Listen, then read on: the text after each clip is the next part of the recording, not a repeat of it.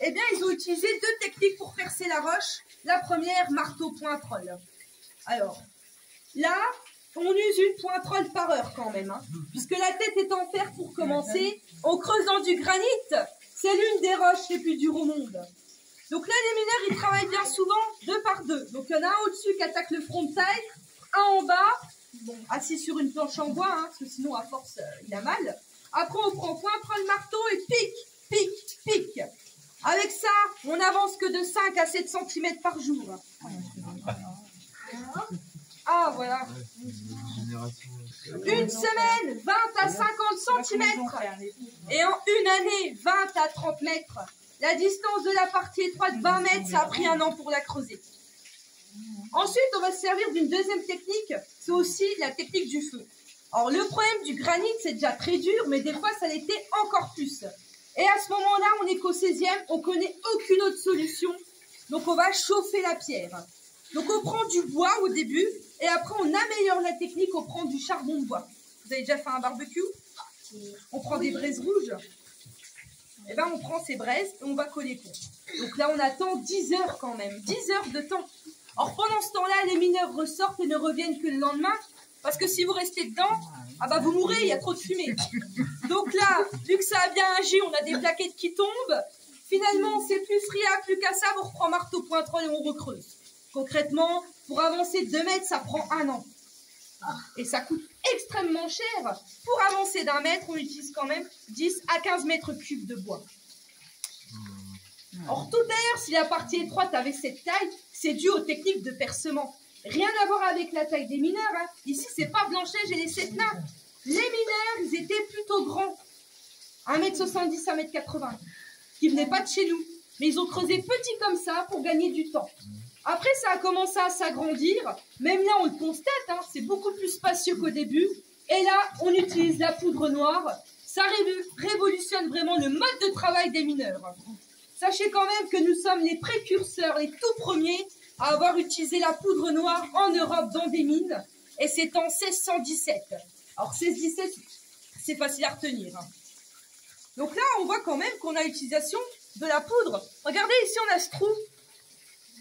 Alors, aussi derrière, normalement, vous pouvez voir. Et là, regardez, il y a forme de bâton. Et là aussi. Alors, on a encore une juste derrière vous, là. Et là, regardez aussi, on voit, hein, la forme de bâton, là. Juste là. Et puis encore au-dessus, là. Là, voilà, on en a 2, hein. Par ici. En fait, on va utiliser un objet qu'on appelle un fleuret. C'est une grande barre métallique qui a une pointe au bout. Ça ressemble à la baramine, c'est l'ancêtre. Et ça va permettre d'obtenir des trous comme ça pour glisser la poudre. Alors, comment ça fonctionne? C'est pas très compliqué en théorie. Hein, on prend un fleuret, un marteau et on tape. On tourne, on tape, on tourne, on tape, on tourne, etc. jusqu'à obtenir des trous comme ça. Alors, dès que c'est fait, le fleuret est bien entré, on enlève, on prend un chiffon puis on sèche bien la paroi, parce que c'est très humide ici. Dès que c'est bien sec, on glisse la poudre, on passe, on ferme le trou avec un bouchon, on fait un trou dedans, on glisse la mèche, on met le feu, et qu'est-ce qu'on fait après? Ah, on se sauve, il y en a au moins qui suivent. Ah, mais conduis, toi, t'es mort maintenant. Ah, je blague. Donc là, une fois qu'on a l'explosion, sachez quand même qu'on n'obtient que des petites explosions. L'équivalent de la taille d'un ou 2 casques. Pas plus gros que ça. Ce n'est que de la poudre, et c'est du granit. Or, pour faire un trou de fleuret, sachez quand même que l'on travaille 8 heures de temps. C'est la journée de travail chez un mineur. Il travaillait de 4 heures du matin jusqu'à midi. Or, les après-midi, n'imaginez pas qu'ils faisaient la sieste. Hein. Ils ne viennent pas feignants tout d'un coup. Hein. Ah non, on travaille encore. Il n'y a pas de McDo à l'époque, ni de supermarché. Donc, qu'est-ce que l'on fait? On devient paysan et on s'occupe des animaux et des parcelles de terre. Bon, 8 heures de temps, c'est quand même beaucoup de travail. Mais dès qu'on a la poudre, ça remplace la technique du feu, puisque maintenant, on a plus de place. Ça va pour la poudre? Oui. Ouais. Alors, je le laisse maintenant, je vais vous montrer. On a encore un autre puits ici. Regardez là-haut. Alors, c'est comme tout à l'heure, hein. Les mineurs ont creusé depuis le haut et ils ont suivi le filon. Alors, sachez quand même qu'ici, dans cette salle, on a une petite exception parce que le filon partait dans 2 directions différentes. Il partait de là-haut pour aller comme ça, aller jusque derrière moi et aller derrière la grille. et ça partait sur un petit bout en direction de là-bas. Alors, je vais vous montrer, hein. Bon, dans cette salle, en fait, on a un restant de filon. Alors là, il est juste au-dessus de ma tête, donc il faudrait essayer de vous resserrer un petit peu.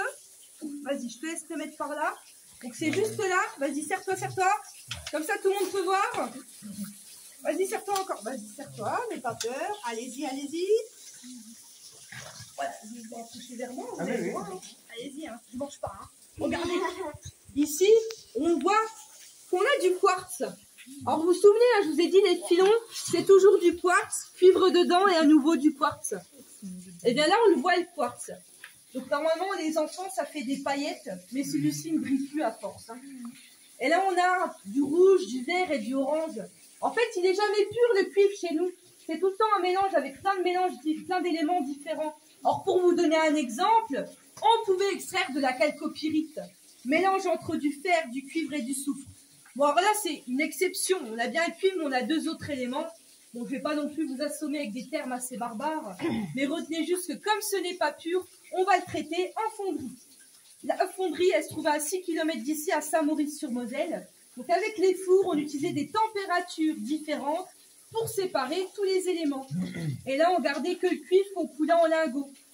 Vous savez, l'or, on coule en lingots, hein. Les rectangles, on fait pareil avec le cuivre. Et ensuite, ça part à Nancy, qui était la capitale du duché. Là-bas, ils fabriquaient des alliages pour les canons ou d'autres objets. Bon, le restant, chez nous, comme ce n'était pas pur, partait dans les déchets. Et même le quartz, on ne faisait pas encore de montres à l'époque, malheureusement.